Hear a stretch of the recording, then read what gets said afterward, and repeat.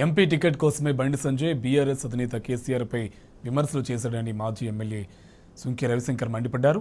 Blackmail రాజకీయాలతో వందల కోట్లు సంపాదించుకున్న బండి సంజయ్కి మరోసారి అధిష్టానం ఎంపీ టికెట్ ఇవ్వొద్దని బీజేపీ నేతలే డిమాండ్ చేస్తున్నారని గుర్తు చేశారు. తెలంగాణ సాధన కోసం అలుపెరిగిని పోరాటం చేసిన కేసీఆర్పై విమర్శలు చేస్తే కబడ్దారని హెచ్చరించారు.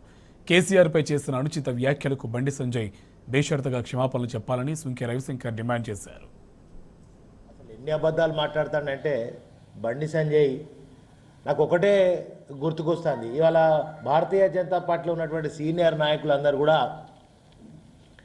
బండి సంజయ్ ఎంపీ కాగానంటే పుస్తమట్టలు కూడా లేవు, పుస్తమట్టలు అమ్ముకొని ఎంపీగా పోటీ చేసినటువంటి బండి సంజయ్ చాలా అవినీతి పాల్పడ్డాడు కనుక వందల కోట్లు సంపాదించుకున్నాడు, వేల కోట్లు సంపాదించుకున్నాడు కనుక ఆయనకు టికెట్ ఇవ్వద్దని ఇలా భారతీయ జనతా పార్టీ సంబంధించినటువంటి సీనియర్ లీడర్లు అందరూ కూడా మాట్లాడుతుంటే ఈయనేమో మొన్న కరీంనగర్లో అసెంబ్లీలో ఓడిపోయి నాకు ఎంపీ సీటు ఇచ్చేటట్టు లేరని చెప్పి ఇవాళ